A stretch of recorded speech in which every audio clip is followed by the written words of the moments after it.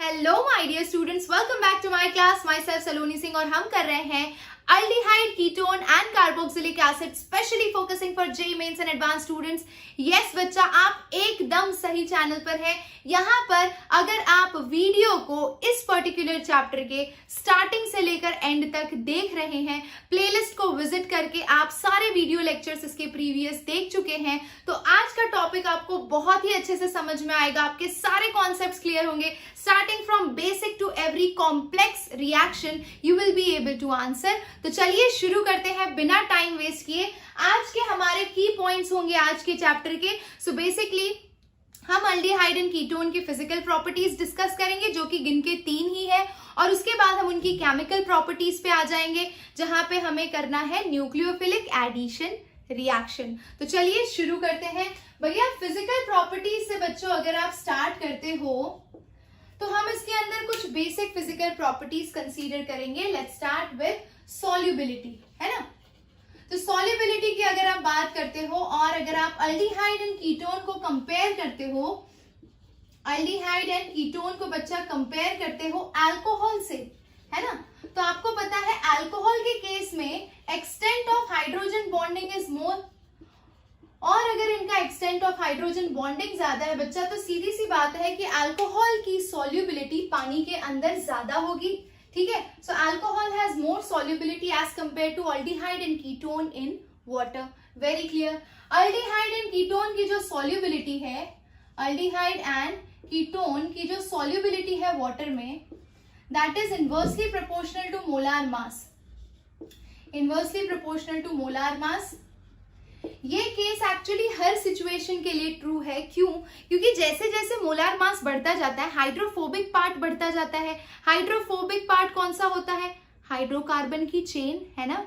जैसे कि अगर मैं ले रही हूं CH3CHO, फिर मैं ले रही हूं CH3CH2CHO, फिर मैं ले रही हूं बच्चों CH3CH2CH2CHO। तो जैसे जैसे आप लेफ्ट से राइट में जा रहे हैं, ये हाइड्रोकार्बन वाला पार्ट धीरे धीरे इंक्रीज होता जा रहा है, और इसी वजह से हाइड्रोफोबिक नेचर इसका बढ़ता जा रहा है। यानी कि लेफ्ट से राइट यहाँ पे जा रही हूं मैं, तो सॉल्युबिलिटी आपकी डिक्रीज होगी। करेक्ट है ना, समझ गए? ठीक है, बहुत ही बढ़िया।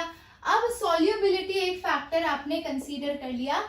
नेक्स्ट आ जाते हैं बॉन्ड पोलैरिटी पे। दूसरी फिजिकल प्रॉपर्टी हम पढ़ने वाले हैं, दैट इज बॉन्ड पोलैरिटी। ठीक है, अब बॉन्ड पोलैरिटी की बात करेंगे तो भैया ये तो कार्बोनिल ग्रुप है ना। कार्बोनिल ग्रुप में आपको पता है कि ऑक्सीजन ज्यादा इलेक्ट्रोनेगेटिव होता है, और ये पार्शियल नेगेटिव और ये पार्शियल पॉजिटिव चार्ज एक्सपीरियंस करता है। करेक्ट, क्योंकि ऑक्सीजन का इलेक्ट्रॉन के लिए पुश ज्यादा होगा। तो मैं ये बोल सकती हूँ कि कार्बोनिल ग्रुप इज इटसेल्फ अब यही एक्चुअली पोलैरिटी ऐड करता है। पोलैरिटी इसी स्पीशीज की वजह से है। तो जरा हम 3 केसेस इसमें डिस्कस करते हैं। अगर आपके पास C double bond O H है, अगर आपके पास C double bond O H और इधर CH3 है, और थर्ड केस ले लेते हैं C डबल बॉन्ड O, इधर भी CH3 है, इधर भी CH3 है बच्चों। ठीक है, तो बॉन्ड पोलैरिटी किस केस में मैक्सिमम होगी भैया? तो सबसे बढ़िया इसके अंदर बॉन्ड पोलैरिटी दिखेगी।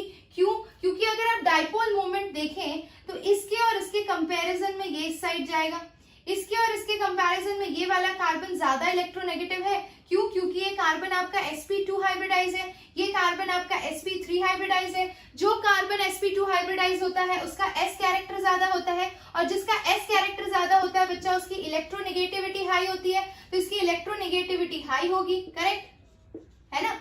अब इस कार्बन एटम की अगर इलेक्ट्रोनेगेटिविटी हाई है, तो आप इसका डाइपोल मोमेंट इधर से बनाएंगे, इसका भी इधर से बनाएंगे, और कार्बन और ऑक्सीजन के कंपेयर में ये बॉन्ड ऊपर जा रहा है। यानी कि जितने भी आप यहाँ पे एरोज देख रहे हैं सब एडअप हो रहे हैं और सेम डायरेक्शन में जा रहे हैं। तो यहाँ पे बढ़िया डाइपोल मोमेंट होगा, और यहाँ पे डाइपोल मोमेंट अप्रोक्सीमेटली 2.9 समथिंग होता है।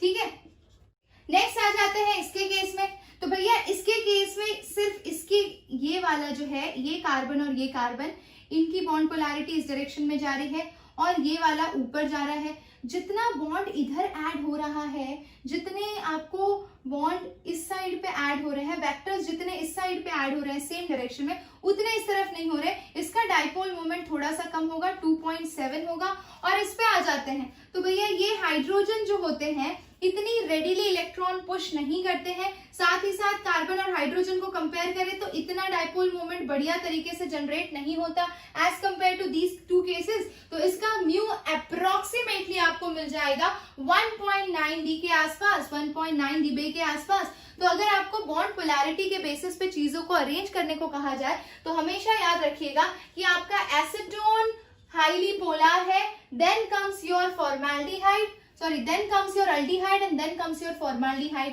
तो ये हो गई बात बॉन्ड पोलैरिटी की। अब एक और फिजिकल प्रॉपर्टी है, that is your boiling point. तो चलिए बॉइलिंग पॉइंट पे डिस्कस कर लेते हैं। आई होप ये तीनों कॉन्सेप्ट आपको क्लियर है। बॉइलिंग पॉइंट पे आते हैं। बॉइलिंग पॉइंट में कोई भी बड़ा तीर नहीं मारना है बच्चों, बहुत ही सिंपल है, क्योंकि बॉइलिंग पॉइंट पूरी तरह से डिपेंड करता है इंटरमॉलिक्यूलर फोर्स ऑफ इंटरैक्शन पे, जो कि आपने 11th स्टैंडर्ड में 5th चैप्टर में पढ़ा है। तो ध्यान दीजिएगा यहाँ पे, ठीक है। तो third physical property we are going to study is boiling point. ध्यान दीजिए यहाँ पे, ठीक है। बॉइलिंग पॉइंट कब हाई होती है? जब intermolecular force of attraction high होता है। अब मैं आपको एक केस समझाती हूँ, ठीक है। मान लीजिए आपके पास दो मॉलिक्यूल हैं, ये ए है और ये बी है। दोनों अगर आपके नॉन पोलर हैं, ठीक है, दोनों आपके नॉन पोलर हैं। जब दोनों स्पीशीज आपके नॉन पोलर हैं तो उनके बीच जो बॉन्ड एग्जिस्ट करेगा, जो इंटरमॉलिक्यूलर फोर्स ऑफ इंटरैक्शन दो नॉन पोलर स्पीशीज के बीच में एग्जिस्ट करता है बच्चा, उसको बोलते हैं लंडन डिस्पर्जन फोर्स, करेक्ट है ना। अगर आपका ए और बी मॉलिक्यूल है और उसमें से एक पोलर है और दूसरा नॉन पोलर है, तो यहां पर जो फोर्स एग्जिस्ट करता है उसे बोलते हैं dipole induced dipole, dipole induced dipole, correct. और थर्ड केस पे आ जाते हैं, आपका ए मॉलिक्यूल है और बी मॉलिक्यूल है, ठीक है, दोनों ही पोलर है। तो इस केस में आपके पास जो इंटरैक्शन होगा उसे बोलते हैं डाइपोल डाइपोल डाइपोल, करेक्ट। अच्छा, इसी डाइपोल डाइपोल का स्पेशल केस है हाइड्रोजन बॉन्डिंग, ठीक है। Hydrogen bonding specially oxygen, chlorine and nitrogen containing compound के अंदर दिखता है, जो कि हाइड्रोजन बॉन्डिंग बनाता है हाइड्रोजन कंटेनिंग कंपाउंड से, ये तो आपको पता है, ठीक है। तो मुझे ये बता दो कि अगर मेरे पास ये तीन सिचुएशन है तो सबसे ज्यादा strongest intermolecular force of interaction कौन सा हुआ? पोलर पोलर के केस में, फिर पोलर नॉन पोलर के केस में, और फिर जाके आया नॉन पोलर के केस में। तो अगर बच्चों मैं बॉइलिंग पॉइंट कंपेयर कर रही हूं अल्केन का with same number of carbon atom, aldehyde and ketone का, अल्डिहाइड एंड कीटोन का, तो सीधी सी बात है कि आपका अल्केन नॉन पोलर होता है। तो अगर मेरे पास C2H6 है और इधर मेरे पास CH3 C double bond O single bond H है, same number of carbon atom है दोनों ही केसेस में, लेकिन मेरा बॉइलिंग पॉइंट इसमें ये ज्यादा होगा क्योंकि ये स्पीशीज पोलर होती है और ये डाइपोल डाइपोल दिखाएगी, करेक्ट, डाइपोल डाइपोल दिखाएगी। और ये कौन सा दिखाएगा? लंडन डिस्पर्जन फोर्स दिखाएगा, जो कि वीक है, करेक्ट, ओके। अच्छा, आप पूछोगे कि मैम अल्डिहाइड और कीटोन में कंपेयर करें तो किसका ज्यादा होगा? तो अल्डिहाइड एंड कीटोन एक तरह से एक दूसरे के आइसोमर ही होते हैं। तो CH3 C double bond O तीन, वैसे कीटोन मिनिमम 3 कार्बन एटम के साथ बनता है। तो हम एक काम कर लेते हैं, यहाँ पे इसको 3 कार्बन एटम वाला स्पीशीज ले लेते हैं, CH3 CH2 C double bond O single bond H and यहाँ पे C3H8। तो भैया इसका कीटोन आ जाएगा आपके पास CH3 C double bond O CH3, ठीक है, ये इसका आइसोमर हुआ। तो ध्यान से देखिए, अगर मैंने यहाँ पे कीटोन बनाया है और अगर मैं same number of carbon atom का अल्डिहाइड बना रही हूँ CH3 CH2 C double bond O single bond H, तो भाई सीधी सी बात है कीटोन का BP ज्यादा होगा because it has 2 electron pushing groups in this case, ठीक है। तो इसका boiling point will be higher than the similar aldehyde group, ठीक है। और अगर मैं अल्डिहाइड और कीटोन से ऊपर आ चुकी हूं तो नेक्स्ट केस आ जाता है हमारे पास अल्कोहल का। सो अल्कोहल का मैक्सिमम बॉइलिंग पॉइंट होगा क्योंकि इसके अंदर extent of hydrogen bonding is maximum, correct. तो हो गया, आपको नॉर्मल क्लियर हो गया है ना।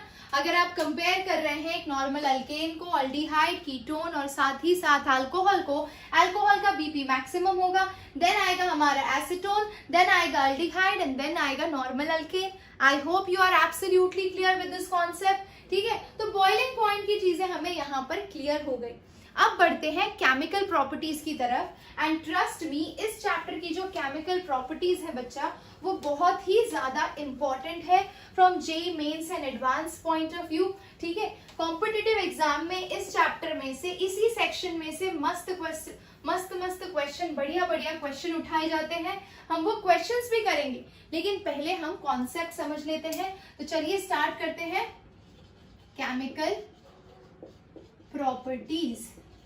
ठीक है, केमिकल प्रॉपर्टीज को स्टार्ट करने से पहले, जो कि हमारा सबसे पहला, केमिकल प्रॉपर्टीज को स्टार्ट करते वक्त हम देखेंगे कि सबसे पहले हम केमिकल प्रॉपर्टीज में स्टडी करने जा रहे हैं nucleophilic addition reaction. Nucleophilic addition reactions है ना।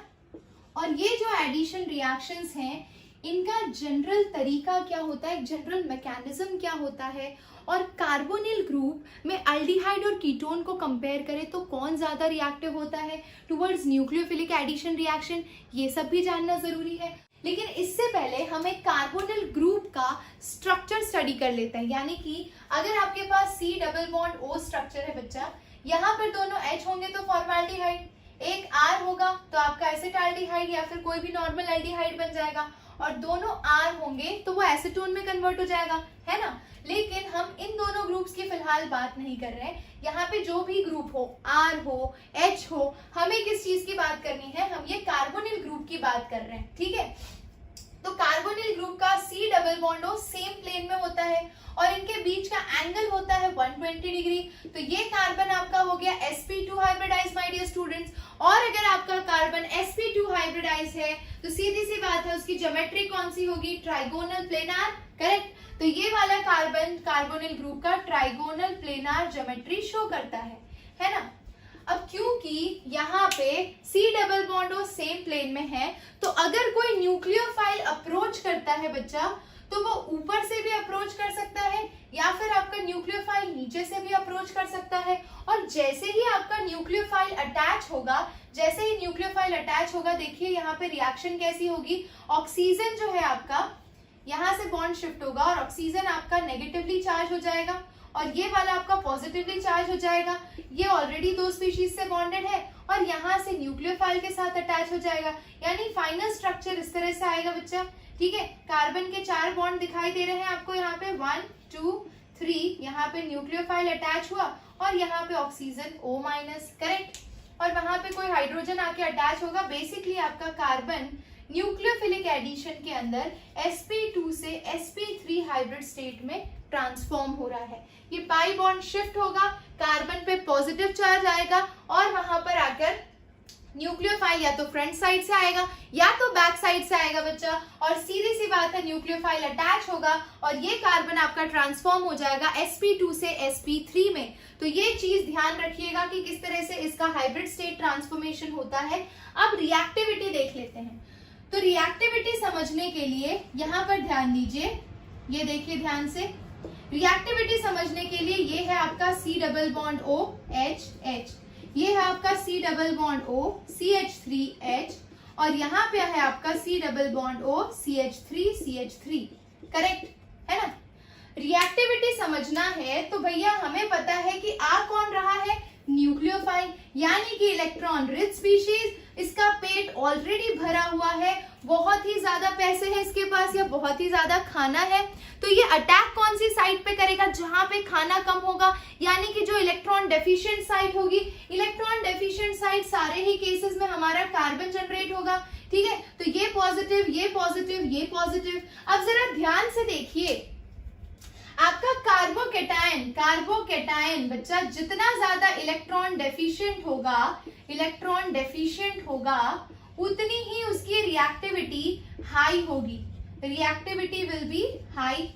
क्यों? क्योंकि जितना ज्यादा गरीब स्थान होगा, जितना ज्यादा ऐसा बंदा होगा जिसको सबसे ज्यादा भूख लगी है, उसको सबसे ज्यादा नीड होगी न्यूक्लियोफाइल की। न्यूक्लियोफाइल के पास बहुत सारा खाना है और उसे ऐसे किसी स्पीशीज को देना है जिसने बहुत दिनों से खाना नहीं खाया, यानी जिसके पास इलेक्ट्रॉन की सख्त कमी है।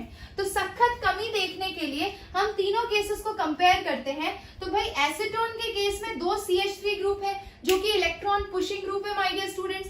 अगर ये इलेक्ट्रॉन पुशिंग ग्रुप है यानी कि ये प्लस आई इफेक्ट दिखाते हैं। अगर ये प्लस आई इफेक्ट दिखाते हैं तो कार्बन के ऊपर जो पॉजिटिव चार्ज है उसको डिक्रीज करेंगे, है ना।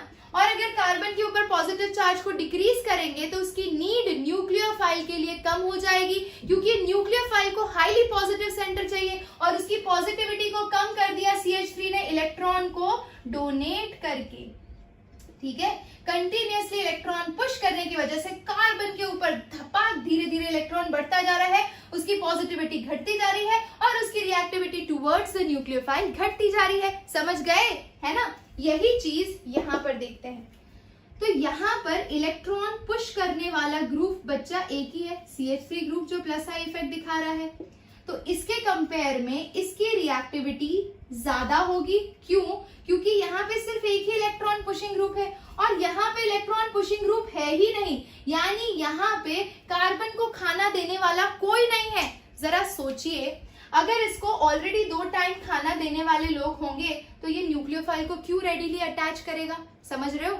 यहाँ पे उसको एक ही टाइम खाना मिल रहा है तो फिर भी ये न्यूक्लियोफाइल को दूसरे टाइम के खाने के लिए आने देगा, और यहाँ पे इसे दोनों टाइम ही खाना नहीं मिल रहा है, यानी दोनों टाइम, यानी यहाँ पे इसे कोई इलेक्ट्रॉन नहीं दे रहा है। तो डेफिनेट सी बात है ये न्यूक्लियोफाइल के अटैक को बहुत रेडिली झेल लेगा, यानी कि हमारा reactivity order towards nucleophilic addition सबसे ज्यादा दिखाएगा फॉर्मल्डिहाइड, फिर आपका दिखाएगा अल्डिहाइड और फिर आपका दिखाएगा ketone. I hope you got the point, correct. एक और चीज यहाँ पर मैं आपको समझाना चाहूंगी, सिर्फ इंडक्टिव इफेक्ट के बेसिस पे ही नहीं, आप स्टेरिक फैक्टर के बेसिस पे भी इस चीज को एक्सप्लेन कर सकते हो।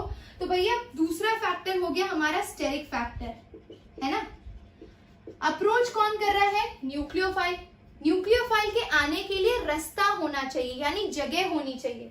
अगर मैं ये थर्ड केस कंपेयर करूं तो C डबल बॉन्ड O, यहाँ पे जो CH3 है ये देखिए इस तरह से CH3 है ना।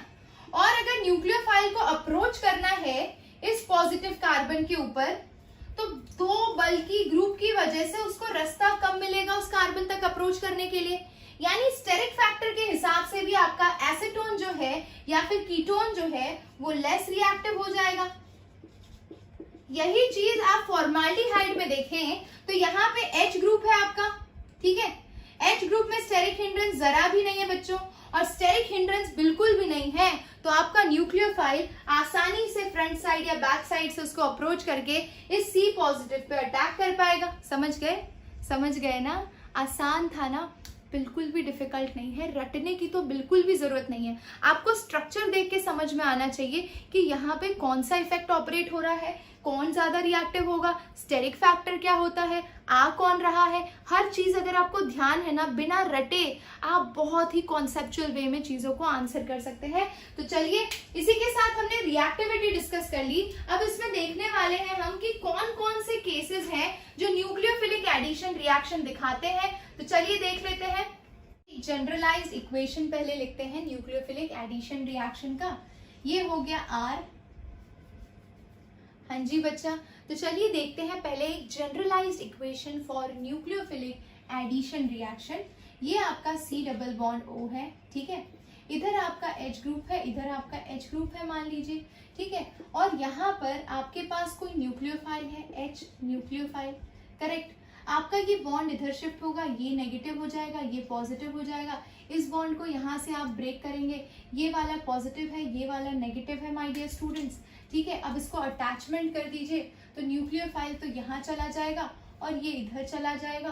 तो आपका बेसिकली स्पीशीज कैसा बन रहा है, कार्बन के साथ 2 हाइड्रोजन ऑलरेडी अटैच है, ऑक्सीजन के साथ हाइड्रोजन चला जाएगा और ऊपर आपका न्यूक्लियोफाइल अटैच हो जाएगा, करेक्ट है ना। तो ये हो गया एक जनरलाइज्ड न्यूक्लियोफिलिक एडिशन रिएक्शन। एक एग्जांपल ले लेते हैं, फिर हम इसको मैकेनिज्म के हिसाब से भी देख लेंगे।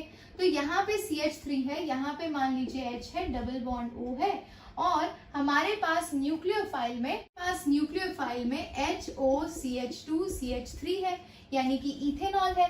तो इथेनॉल के केस में ऑक्सीजन हाइड्रोजन बॉन्ड ब्रेक किया, यहाँ पे नेगेटिव, यहाँ पे पॉजिटिव, यहाँ पे नेगेटिव और यहाँ पे पॉजिटिव। बॉन्ड को शिफ्ट करिए, ठीक है, बॉन्ड को शिफ्ट कर लीजिए बच्चा।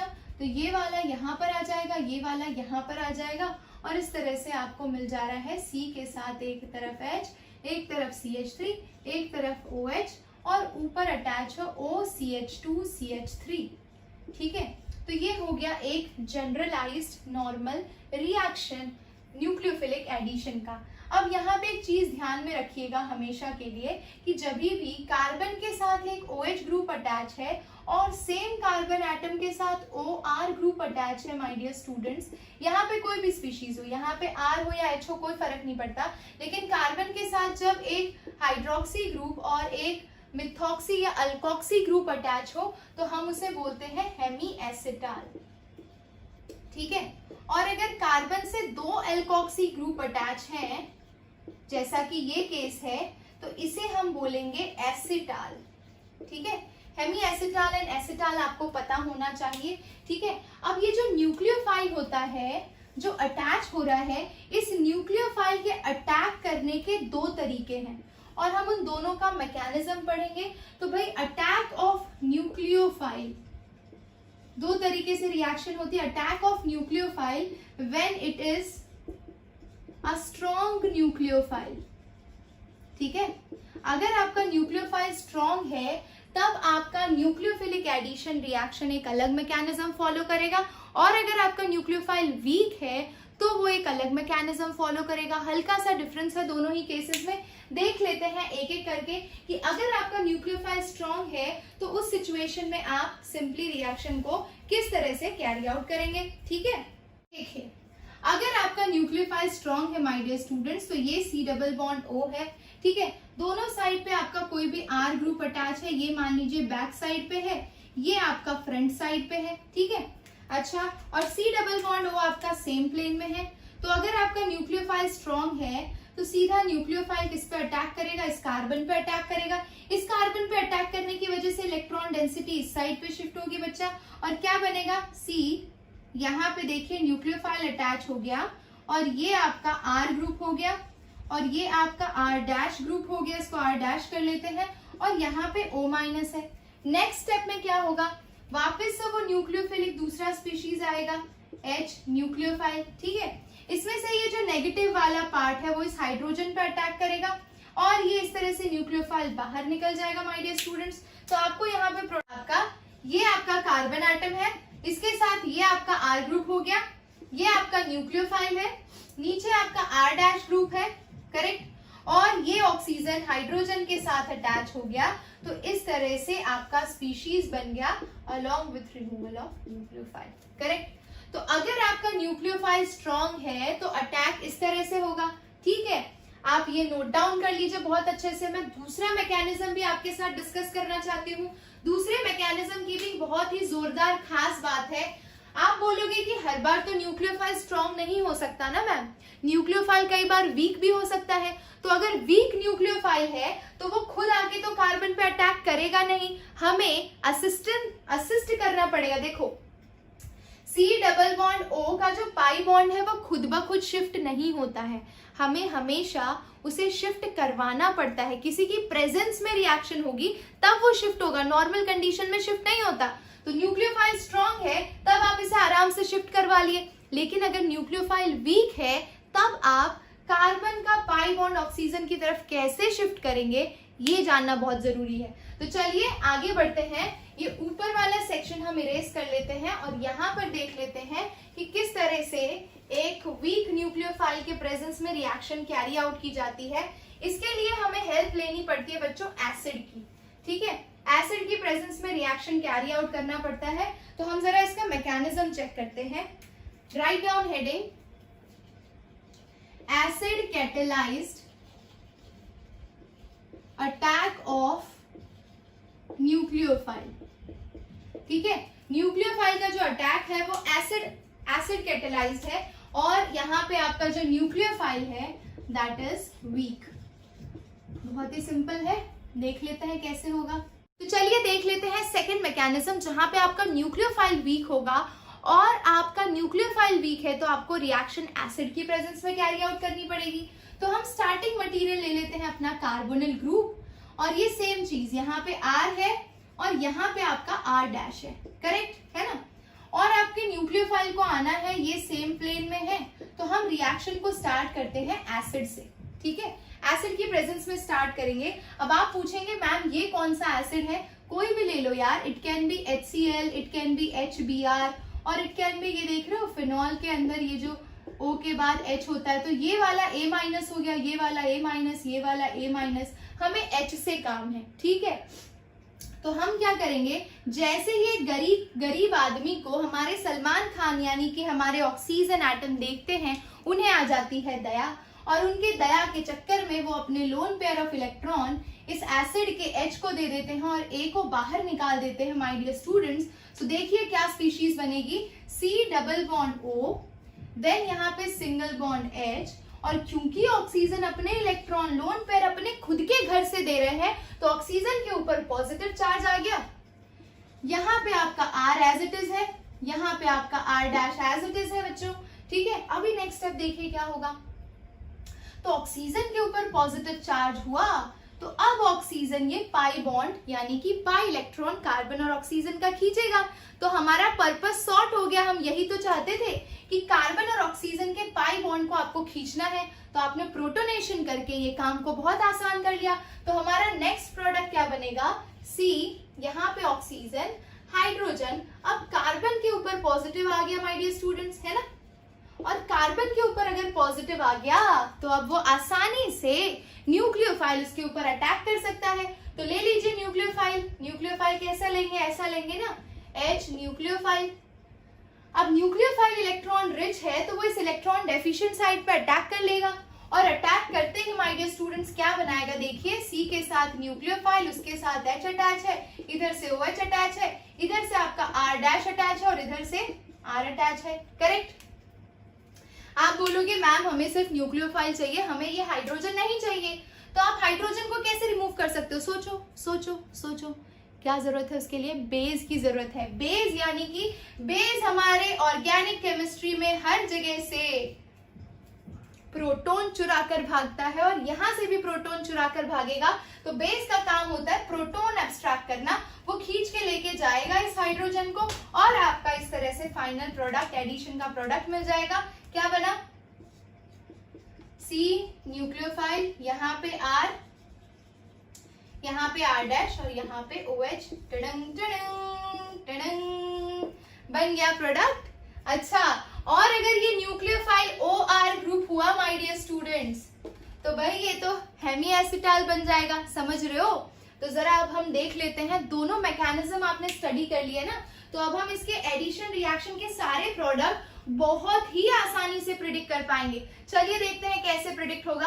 आप स्टार्टिंग में कोई भी कार्बोनिल ग्रुप ले लीजिए, उस कार्बोनिल ग्रुप को आपको ट्रीट करना है कुछ 4 से 5 रिएजेंट्स के साथ। तो आपको HCN के साथ रिएक्शन देखनी है, अमोनिया और उसके डेरिवेटिव्स के साथ रिएक्शन देखनी है इसकी, फिर आपको देखना है इसका रिएक्शन वाटर के साथ, फिर आपको देखना है इसका रिएक्शन अल्कोहल के साथ, और फिर आपको एक रिएक्शन देखना है NaHSO3 के साथ। तो ये कुछ रिएक्शंस पे हमें फोकस करना है केमिकल प्रॉपर्टीज के अंदर। स्टार्ट करते हैं एक एक करके, क्योंकि हमने ऑलरेडी मैकेनिज्म स्टडी कर लिया है, कहीं कहीं पे हमें दोबारा मैकेनिज्म को रेफर करना पड़ेगा तो भी कोई दिक्कत नहीं है। We will start with this one first, क्योंकि ये काफी इंपॉर्टेंट है, हेमी एसिटाल, साइक्लिक कीटाल, ये सारी चीजें देखनी है। तो फर्स्ट देखते हैं हम अल्कोहल की प्रेजेंस में हम कार्बोनिल को अल्कोहल के साथ ऐड करेंगे और हम देखेंगे कि किस तरह से हेमी एसिटाल और एसिटाल बनाते हैं हम। तो hemi acetal and acetal formation, ये हमारा होगा मेजर मुद्दा इस रिएक्शन का, ठीक है। बिल्कुल भी घबराना नहीं है। ऐसे नेम्स को देखकर एकदम आसान से हम चीजों को आसानी से कैरी आउट कर सकते हैं। देखिए ध्यान से कैसे करेंगे। सो हम ले लेते हैं अपना कार्बोनिल कार्बन, इधर हाइड्रोजन ले लीजिए, इधर R ले लीजिए, ठीक है। और इसको हम अल्कोहल से ट्रीट कर रहे हैं तो OH ले लीजिए और इधर R ले लीजिए। ये हो गया आपका, किसकी तरह एक्ट करेगा, ये न्यूक्लियोफाइल की तरह एक्ट करेगा। तो न्यूक्लियोफाइल में जो हम ये Nu और H लिखते थे वो अब आपको क्लियरली दिखाई देगा। लेकिन ये जो हम हेमी एसिटाल फॉर्मेशन करेंगे या फिर एसिटाल फॉर्मेशन करेंगे, ये एसिड एंड बेस कैटालाइज्ड होगा। एसिड एंड बेस कैटालाइज्ड होगा। उससे क्या फर्क पड़ेगा ये हम उस साइड पे देखेंगे। पहले एक नॉर्मल रिएक्शन का प्रोडक्ट लिख लेते हैं। तो ये बॉन्ड इधर शिफ्ट हुआ, ये नेगेटिव ये पॉजिटिव, बॉन्ड को यहां से ब्रेक करेंगे बच्चों, ठीक है। तो ऑक्सीजन आपका नेगेटिव, ये वाला हिस्सा पॉजिटिव। ये डायरेक्ट प्रोडक्ट लिखने का तरीका बता रही हूं मैं। तो ये इस तरफ से इसके साथ अटैच हो जाएगा और ये इसके साथ अटैच हो जाएगा। तो क्या बनेगा, यहाँ पे H है, C है, यहाँ पे R ग्रुप है। इस ऑक्सीजन के साथ क्या अटैच होगा, H अटैच होगा और यहाँ पे OR-, इसको R- ले लेते हैं, OR- अटैच होगा। तो जहां पे भी सेम कार्बन एटम से अगर H और OH ग्रुप अटैच है माय डियर स्टूडेंट, जैसा कि आप ये केस देख सकते हैं, तो इसे आप बोलेंगे hemi acetal. And let me tell you, hemi acetal highly unstable होता है। कैसा होता है, हाईली अनस्टेबल, और वो तुरंत ही रिएक्ट करके दूसरे अल्कोहल के मोल से रिएक्ट करके एसिटाल बना लेता है। तो एसिटाल कैसे बनाएगा, अभी भी अल्कोहल के कुछ मोल्स रिएक्शन मिक्सचर में बचे होंगे, यानी R-OH। अब इस बार अल्कोहल का जो बॉन्ड ब्रेक होगा वो कार्बन ऑक्सीजन बॉन्ड ब्रेक होगा और यहाँ से ये वाला बॉन्ड ब्रेक होगा बच्चा। और यहाँ पे ऑक्सीजन के पास नेगेटिव और ये हाइड्रोजन के पास पॉजिटिव, ये नेगेटिव ये पॉजिटिव, H और OH वाटर के फॉर्म में रिमूव हो जाएंगे माय डियर स्टूडेंट्स, और ये आपको HCr-OR-OR- देगा और इसे ही बोला जाता है एसिटाल। ये ग्रुप को एसिटाल बोला जाता है। समझ गए, है ना, आसान था। एसिटाल और हेमी एसिटाल में डिफरेंस आपको पता चल गया। अच्छा, अब इसी चीज को एसिड एंड बेस कैटालाइज्ड कैसे बनाया जाता है, तो acid and base catalysed acetal and hemi acetal, acetal ACETAL and hemi acetal कैसे बनाएंगे वो देख लेते हैं। बहुत ही आसान है बच्चों। स्टार्ट करते हैं हम वही बेसिक मैकेनिज्म से। आपके पास है C double bond O, single bond H और इधर R- ग्रुप है या R ग्रुप है, जो भी है, ठीक है। रिएक्शन को स्टार्ट करने के पहले हमें कार्बोनिल को प्रोटोनेट करना पड़ेगा, क्योंकि यहाँ पे जो आप न्यूक्लियोफाइल ले रहे हैं वो थोड़ा सा वीक है। एक मिनट रुकिए, जरा हम चेक कर लें, ठीक है। Yes, camera is working properly, fine. So C double bond O है आपके पास। अच्छा, लेते हैं HA की प्रेजेंस में। पहले हमें इसको प्रोटोनेट करना पड़ेगा, क्योंकि हम एक वीक न्यूक्लियोफाइल लेकर आ रहे हैं तो वो एसिड कैटालाइज होता है। तो ऑक्सीजन अपने लोन पेयर ऑफ इलेक्ट्रॉन देखिए इधर से देगा, ये इधर शिफ्ट हुआ, क्या बनेगा, तो C डबल बॉन्ड O, इधर H इधर R, और ऑक्सीजन के साथ हाइड्रोजन अटैच हुआ तो ऑक्सीजन के ऊपर positive charge highly unstable my dear students. और ये देखिए इस तरफ से बॉन्ड शिफ्ट हुआ तो ये हाइड्रोजन, ये R group, single bond OH, अब कार्बन के ऊपर पॉजिटिव जनरेट हुआ।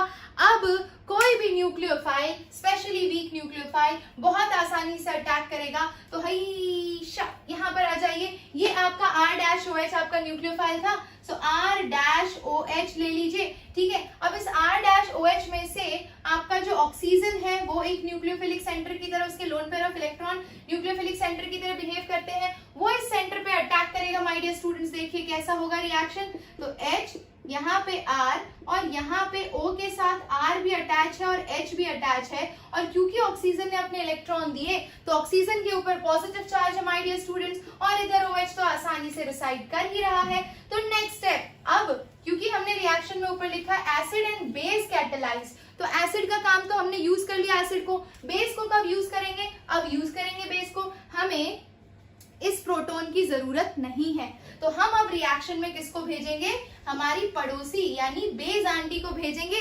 और ये जो बेस आंटी है वो क्या करती है, इनका काम होता है हर जगह से बस प्रोटोन चुराना। तो मैडम जी ये देखिए ये OH माइनस बेस है, इन प्रोटोन को चुरा कर चली गई, वाटर फॉर्म कर लिया माय डियर स्टूडेंट्स, और ये इलेक्ट्रॉन रिस्टोर हो गए ऑक्सीजन के। तो आपको प्रोडक्ट क्या मिला, CHR OH और यहाँ पे OR, करेक्ट है ना। ये हो गया आपका काम। अच्छा, अब एक और चीज है माय डियर स्टूडेंट्स। तो यहाँ पे आपने हेमी एसिटाल तो बना लिया, लेकिन आपको अच्छे से पता है हेमी एसिटाल हाईली अनस्टेबल होता है, ठीक है। तो हम इसको एसिटाल में कन्वर्ट कर लेते हैं, फिर से ROH से ट्रीट करते हैं और यहाँ पे H को रिप्लेस करके R से अटैच कर देते हैं। तो ये बन गया आपका OR एसिटाल। Very good. तो ये हमने एसिड एंड बेस कैटालाइज देख लिया। आई होप आपको क्लैरिटी आई होगी इस चीज के लिए। अब जरा इमेजिन करिए, अगर आपने बायोमोलिक्यूल्स पढ़ा है तो उसके अंदर आपने ग्लूकोज देखा होगा। ग्लूकोज एक ऐसा स्पीशीज है जिसके अंदर OH ग्रुप भी होता है और अल्डिहाइडिक यानी कार्बोनिल ग्रुप भी होता है, स्ट्रेट चेन स्ट्रक्चर जो आप बनाते हैं। अगर एलिफैटिक चेन में हेमी एसिटाल स्टेबल नहीं है, लेकिन ऐसा माना जाता है कि hemi acetal is stable in cyclic structure, क्योंकि एलिफैटिक स्ट्रक्चर में तो हेमी एसिटाल तुरंत एसिटाल में कन्वर्ट हो जाता है। तो जरा साइक्लिक स्ट्रक्चर देखते हैं। यहाँ पे OH है, CH2 C double bond O single bond H, correct. अब देखते हैं इसमें न्यूक्लियोफिलिक साइड कौन सी है। ये हो गया आपका न्यूक्लियोफाइल, है ना। ये आपका कार्बोनिल ग्रुप, बॉन्ड शिफ्ट कर लीजिए, ये नेगेटिव ये पॉजिटिव, करेक्ट। अब देखिए मैं इसको कैसे बनाऊंगी। ये वाला साइड इस पे अटैक कर सकता है बच्चा, ठीक है। तो ये देखिए इस तरह से, और यहाँ पे ये C ऑक्सीजन के ऊपर नेगेटिव और ये हाइड्रोजन, ये वाला कार्बन है। तो ये वाला कार्बन फर्स्ट हो गया, सेकेंड थर्ड फोर्थ। तो ये फर्स्ट हो गया, सेकेंड थर्ड फोर्थ, और फोर्थ के बाद ऑक्सीजन है, ठीक है। और ऑक्सीजन के साथ हाइड्रोजन लिंक है, और आपको अच्छे से पता है कि ये ऑक्सीजन इस कार्बन पर अटैक कर चुका है, तो नया बॉन्ड फॉर्म हो गया है। इस ऑक्सीजन ने अपने लोन पेयर दिए हैं, तो इस पे पॉजिटिव चार्ज आएगा। सिंपल है ना, बहुत ही सिंपल है। और अगर इस पे पॉजिटिव चार्ज आएगा तो ये इस हाइड्रोजन से इलेक्ट्रॉन खींचेगा माय डियर स्टूडेंट्स। इस इलेक्ट्रॉन से अगर ये हाइड्रोजन खींच रहा है तो क्या बनाएगा, इधर oxygen as it is attach रहेगा, इधर गया कार्बन, और इस कार्बन के पास इधर हाइड्रोजन है और इधर OH अटैच हो जाएगा। तो ये हो गया आपका साइक्लिक हेमी एसिटाल, जो कि स्टेबल होता है।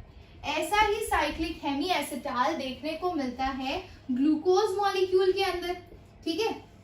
अगर आपको ग्लूकोज का स्ट्रक्चर याद है, C6H12O6, C6H12O6 को भी अगर आप देखेंगे तो ये आपको एक साइक्लिक हेमी एसिटाल का स्ट्रक्चर देता है। देखिए कुछ ऐसा इस तरह का स्ट्रक्चर आता है उसका, ठीक है। ये ऐसे जाएगा और ये इस तरह से, ठीक है। ये आप बॉन्ड बना लीजिए, थोड़ा सा टेढ़ा हो गया, कोई दिक्कत नहीं है, ओके।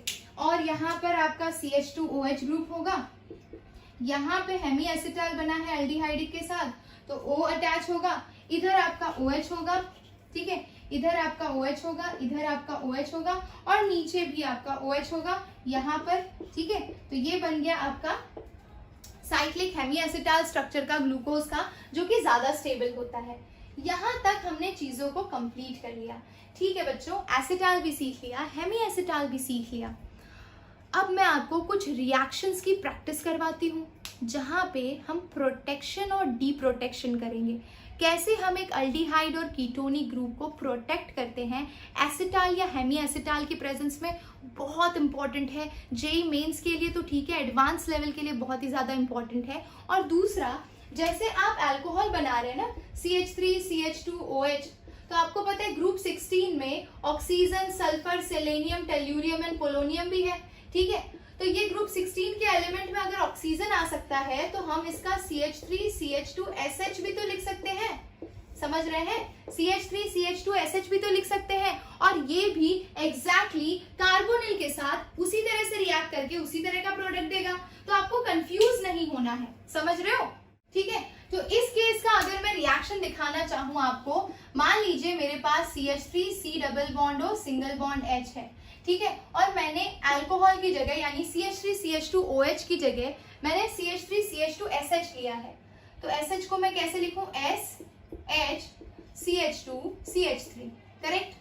यहाँ पे O था तो वैसे ही ऐड कर रहा था, इसको बॉन्ड को इधर शिफ्ट करिए, नेगेटिव पॉजिटिव, इसको इधर से ब्रेक करिए, ये नेगेटिव ये पॉजिटिव, न्यूक्लियोफाइल की तरह इस साइड पे अटैक करेगा, ठीक है, और ये हाइड्रोजन इससे अटैच हो जाएगा, है ना। अब इसका प्रोडक्ट देख लीजिए क्या बनेगा। हाँ जी, चलिए देखते हैं प्रोडक्ट क्या बनेगा। तो CH3, C के साथ H, इसके साथ OH और इसके साथ SCH2 CH3, करेक्ट। अगर वापस एक अल्कोहल का मोल आया यानी कि SHCH2 CH3, तो ये हाइड्रोजन को रिप्लेस करेगा, है ना, हाइड्रोजन को रिप्लेस करेगा यहाँ से। सिंपल आप क्या करोगे, हाइड्रोजन को रिप्लेस करोगे, फाइनल प्रोडक्ट लिखोगे CH3C SCH2 CH3, यहाँ पे SCH2 CH3 और यहाँ पे H, ठीक है। तो अगर यहाँ पे ऑक्सीजन होता तो इसी चीज को आप एसिटाल बोलते, लेकिन क्योंकि यहाँ पे सल्फर कंटेनिंग ग्रुप है तो इसको मरकैप्टाल बोलते हैं। क्या बोलते हैं, मरकैप्टाल। सिर्फ एक ग्रुप अटैच होता तो हेमी मरकैप्टाल, और दोनों ग्रुप अटैच है तो मरकैप्टाल। जैसे हेमी एसिटाल एंड एसिटाल, वैसे ही mercaptal and hemimercaptal. I hope you are clear sulphur के केस में आप चीजों को कैसे करेंगे। अब चलिए कुछ क्वेश्चंस पे ध्यान दे देते हैं क्योंकि बहुत ज्यादा जरूरी है वो भी चीज। हमारा टॉपिक है वो है my dear students protection and deprotection. कैसे करते हैं हम protection and deprotection, it is very very important. देखिए चलिए बच्चों, तो एक और इम्पोर्टेंट टॉपिक कर लेते हैं, वो है प्रोटेक्शन ऑफ अल्डिहाइड, यानी कि कार्बोनिल ग्रुप का प्रोटेक्शन कैसे करते हैं। बहुत इंपॉर्टेंट है समझना, और वो इसी से लिंक्ड है क्योंकि एसिटाल से आप कर सकते हैं, इथिलीन ग्लाइकॉल से आप कर सकते हैं। सो लिख लीजिए हेडिंग प्रोटेक्शन ऑफ अल्डिहाइड या फिर कीटोन, अल्डिहाइड एंड कीटोन। आपको अच्छे से पता है कि न्यूक्लियोफिलिक एडिशन रिएक्शन के लिए अल्डिहाइड ज्यादा रिएक्टिव है ना। अच्छा, तो मैं अगर स्टार्टिंग मटेरियल ऐसा कुछ लेती हूँ, यानी कि C डबल बॉन्ड और सिंगल बॉन्ड H है, यहाँ पे डबल बॉन्ड O है ना, तो यहाँ पे एक कीटोनिक ग्रुप है और एक अल्डिहाइडिक ग्रुप है। अगर मैंने इसे बहुत ही स्ट्रॉन्ग ऑक्सीडाइजिंग एजेंट के साथ, बहुत ही स्ट्रॉन्ग रिड्यूसिंग एजेंट के साथ ट्रीट कर दिया, जो कि NaBH4 है या फिर LiAlH4 है, तो ये दोनों को रिड्यूस कर देगा। और अल्डिहाइड एंड कीटोन रिड्यूस होने के बाद अल्डिहाइड तो प्राइमरी अल्कोहल दे देता है और कीटोन आपका सेकेंडरी अल्कोहल दे देता है बच्चों, है ना। मान लीजिए मुझे कोई ऐसा कंपाउंड बनाना है जहां पे मैं चाहती हूं कि ये जो कीटोनिक ग्रुप है सिर्फ वो रिड्यूस हो, aldehydic group as it is रहे। समझ रहे हो, यानी कि मुझे कुछ ऐसा प्रोडक्ट बनाना है। देखिए ध्यान से, मुझे ऐसा प्रोडक्ट चाहिए कि ये वाला OH हो लेकिन ये वाला C डबल बॉन्ड और सिंगल बॉन्ड H रहे। ऐसा कैसे पॉसिबल है, कैसे रिडक्शन कैरी आउट करेंगे?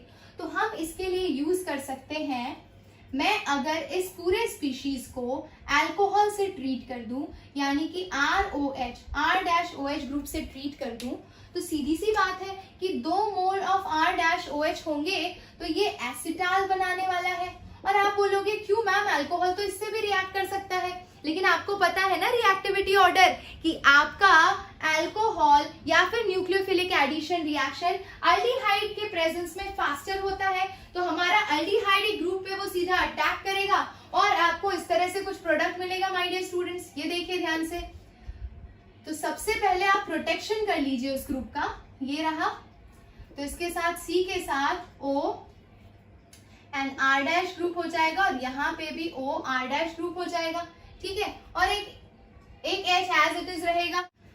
हाँ जी, तो ये स्पीशीज बन गया और यहाँ पे इसका हाइड्रोजन एज इट इज है, तो ये बन गया आपका एसिटाल, है ना।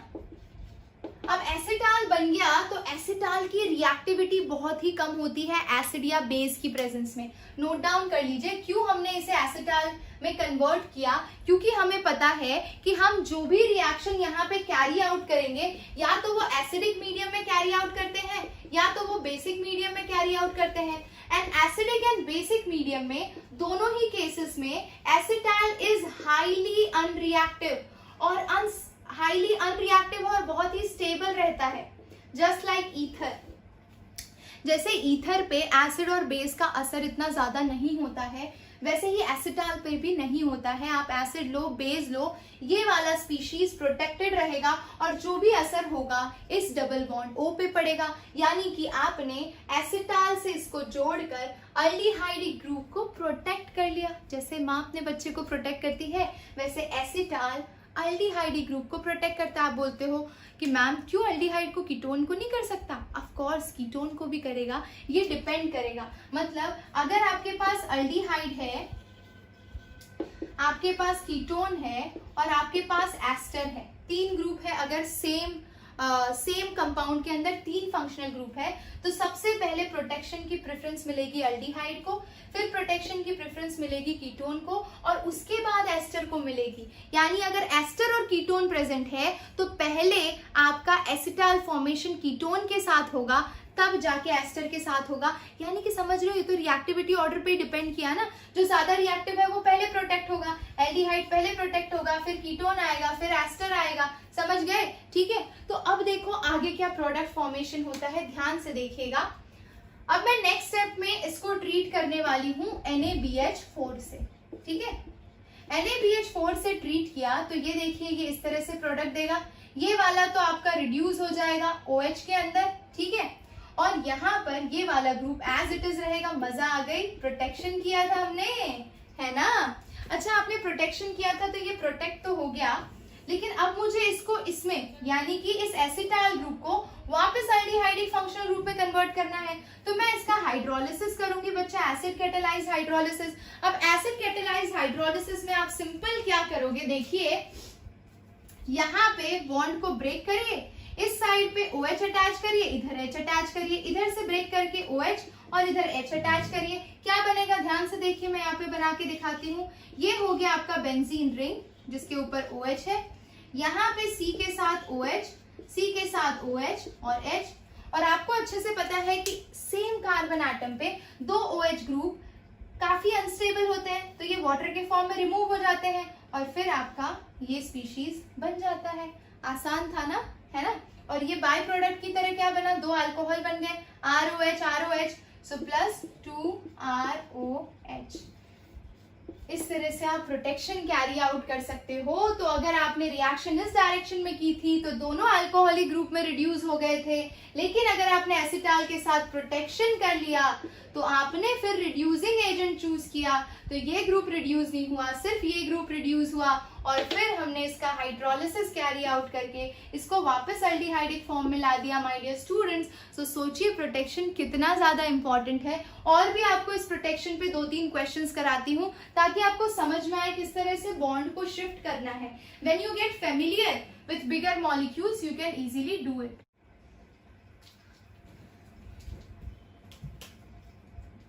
चलिए बच्चा देखते हैं, जैसे हमने एसिटाल से प्रोटेक्शन किया था, क्या ऐसा कोई और भी रिएजेंट है या ग्रुप है जो अल्डिहाइडिक या कीटोनिक ग्रुप को प्रोटेक्ट कर सकता है? तो ऑफ कोर्स यस, ये है आपका इथिलीन ग्लाइकॉल।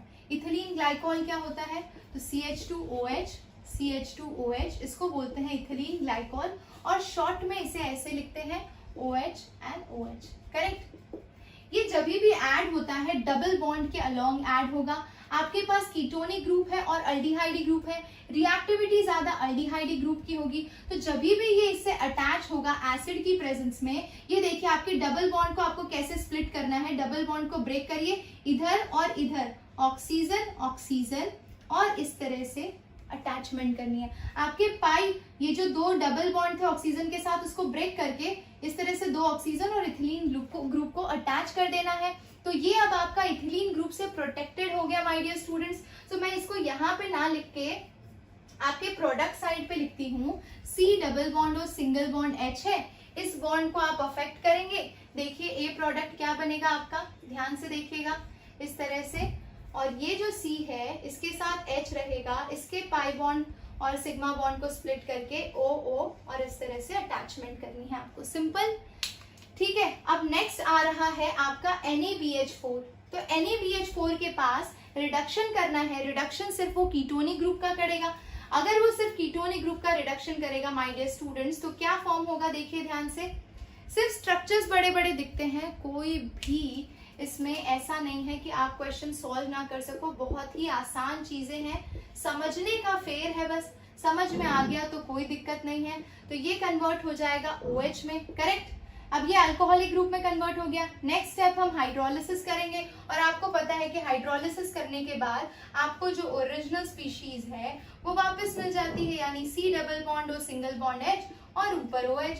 इस तरह से हमने कीटोनिक ग्रुप को अल्कोहलिक ग्रुप में तो कन्वर्ट कर लिया बिना इसको अफेक्ट किए। समझ गए? जेई मेंस एडवांस दोनों के लिए बहुत ही इंपॉर्टेंट क्वेश्चन था ये। चलिए एक और केस देखते हैं। तो ये आपका स्पीशीज है, ये फर्स्ट क्वेश्चन हो गया। ये सेकंड देखिए, ये आपका स्पीशीज है, यहाँ पे अल्डिहाइड ग्रुप है, यहाँ पे कीटोनिक ग्रुप है, और देखिए प्रोडक्ट में क्या बन रहा है, तो कीटोनिक ग्रुप OH में कन्वर्ट हो रहा है, अल्डिहाइड एज इट इज है। तो हमें बताना है कि हम रिएजेंट क्या चूज करें। तो भाई हम रिएजेंट चूज कर सकते हैं, या तो आप इथिलीन ग्लाइकोल चूज कर लीजिए, या फिर 2 मोल ऑफ अल्कोहल चूज कर लीजिए। तो 2 मोल ऑफ अल्कोहल एसिटाल बनाता है तो भी प्रोटेक्शन हो जाता है, और इथिलीन ग्लाइकोल इस तरह से साइक्लिक स्ट्रक्चर बनाता है तो भी प्रोटेक्शन हो जाता है। तो A can be either this और दिस, और B में क्या करते हो आप, हाइड्रोलिसिस करते हो। बिना हाइड्रोलिसिस के ये ग्रुप हटेगा नहीं, तो हाइड्रोलिसिस करने पे आपको प्रोडक्ट मिल जाता है। तो फर्स्ट एंड सेकेंड रिएजेंट आपको पता होने चाहिए। अच्छा, ये तो बहुत ही आसान केस था। अब थर्ड सिचुएशन पे आते हैं। थर्ड क्वेश्चन जो है बच्चा वो थोड़ा सा अलग है। कैसे अलग है? क्योंकि अब तक आप अल्डिहाइड और कीटोन का पेयर देख रहे थे, यहाँ पे अब आपके पास कीटोनिक ग्रुप है और एस्टर ग्रुप है। एंड ट्रस्ट मी, कीटोन और एस्टर में से ज्यादा रिएक्टिव होगा आपका कीटोन, यानी कि जो भी चेंजेस होंगे वो इस पोजीशन पे आप इसको प्रोटेक्ट करेंगे और ये डिस्टर्ब हो जाएगा। ठीक है, तो चलिए बनाकर देखते हैं इसको भी। बनाने के लिए हमें थोड़ी स्पेस चाहिए, तो ऊपर वाला इरेज कर लेते हैं। ठीक है भैया, ये सब कॉन्सेप्ट बहुत ही ज्यादा इम्पोर्टेंट है, और आप बहुत शांति से मैंने एक्सप्लेन किया है। अगर वीडियो को शांति से ध्यान से समझने की कोशिश करते हो, कोई भी चीज ऐसी नहीं है जो नहीं समझ सकते। ठीक है, increase your understanding, your problems and your fear will vanish away. ठीक है, चलिए देखिए। तो सबसे पहले केस में यहाँ पर अब कीटोन और एस्टर 2 ऑप्शन है, तो हमारा इथिलीन ग्लाइकोल जो है वो यहाँ पे प्रोटेक्शन करेगा। तो देखिए मैं यहाँ पे स्टार्टिंग मटेरियल पहले बना लूं। ठीक है, C double bond O C2H5 लेकर आइए इथिलीन ग्लाइकोल को एसिड की प्रेजेंस में, और आपको पता है ये क्या करेगा, ये पाई बॉन्ड को स्प्लिट करेगा और इस तरह से बॉन्ड फॉर्म करेगा, ये O और इस तरह से। ठीक है, घर बना लेगा छोटा सा, और यहाँ पर आपके पास ये वाला ग्रुप एज इट इज रहेगा। समझ गए? ओके। अब नेक्स्ट देखिए आप क्या करेंगे। नेक्स्ट स्टेप है, यानी ये फर्स्ट प्रोडक्ट हो गया आपका, ये A प्रोडक्ट है। LiAlH4 से आप रिडक्शन कर रहे हैं, तो LiAlH4 की प्रेजेंस में अगर आप रिडक्शन करेंगे तो आपका जो एस्टर ग्रुप है माय डियर स्टूडेंट्स, वो अल्कोहलिक ग्रुप में कन्वर्ट हो जाएगा, यानी कि CH2OH में कन्वर्ट हो जाएगा, है ना। तो ये देखिए इस तरह से ये हो जाएगा CH2OH, और यहाँ पे आपका प्रोटेक्शन अभी भी एज इट इज है OO और इस तरह से। ठीक है, अब नेक्स्ट स्टेप देखिए, यानी आपका ये प्रोडक्ट B हो गया। थर्ड प्रोडक्ट देखिए, मैं यहीं पे लिख देती हूँ ताकि आपको मजा आ जाए। हाइड्रोलिसिस है जिसमें प्रोटेक्शन रिमूव हो जाता है, तो आपका ketonic group as it is है और यहाँ पर अल्कोहल बन गया। खत्म है काम। कितना सिंपल था।